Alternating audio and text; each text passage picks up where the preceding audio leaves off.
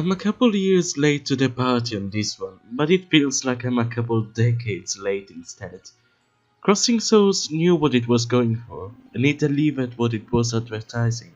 And that is nostalgia. Loads of it. This game came out in 2017, but it is set in 1986, and it does a great job of making you feel that it is. The pixel art is incredible, and the animations are smoother than I expected, honestly. The animated cutscenes are in a typical 80s art style that, if you're anything like me, you will find very familiar, but at the same time, you won't be able to place exactly what cartoon it reminds you of. The beautiful soundtrack is also very reminiscent of those times, especially of the video games of that era.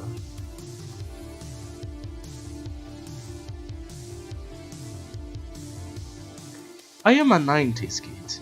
I didn't live through the 80s, so some references might be lost on me, but I still recognize the many funny ones that I have encountered so far, and there are a lot. It reminds me of Ready Player One in that regard, only done well and with an interesting and original story. Don't at me.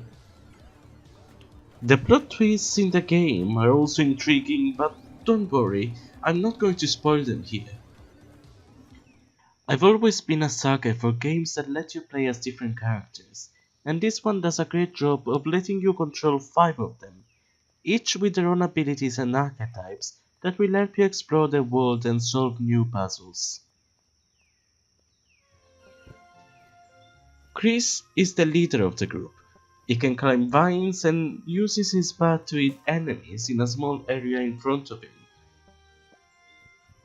Matt is the nerdy smart guy, a little genius who fights from afar with his gun and can glide with his jet boots.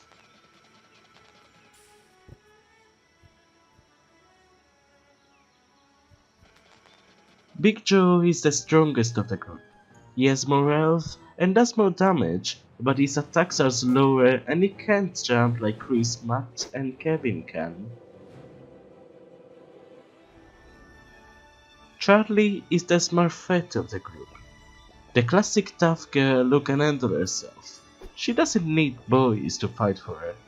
She uses her jump rope to hit enemies in a large area in front of her, and she can dash a small distance, but she can't jump either. Kevin is the last member of the group. He is Chris's brother and is quite mouthy for a 10-year-old. He doesn't fight, he's just along for the ride. The 5 of them find a precious amulet one day that lets them see the world of spirits, called Duat. Using that amulet will be draining them of their life force while doing so, but Matt is able to make it all safe with a gamma bar. Whatever that is or however he does it, I'm not gonna question it. The rest of the game will be their adventure in and out of the spirit world to confirm a conspiracy and fight the big baddie Major Horace to avoid a ruthless war.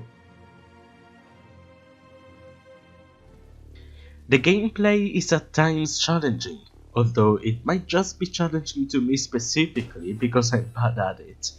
But the combat system is reminiscent of classic beat-em-ups like Streets of Rage, especially when the camera scrolls sideways and the enemies spawn off-screen to then charge at you. But what's more interesting about the mechanics, at least to me, it's more the puzzle solving rather than the combat. Using the unique abilities of each character, you can reach and explore different places, and sometimes some situations will make you think in different ways, like classic point-and-click games did.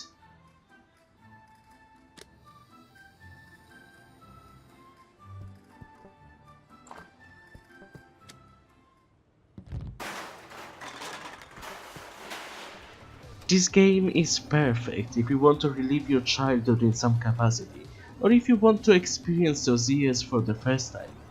Not for the story necessarily, as I don't think many of us were dimension travelers as kids, but mostly for the collectibles and the references and just the general feel of the game that will bring you back to those cherished times that sometimes we can see with rose tinted glasses.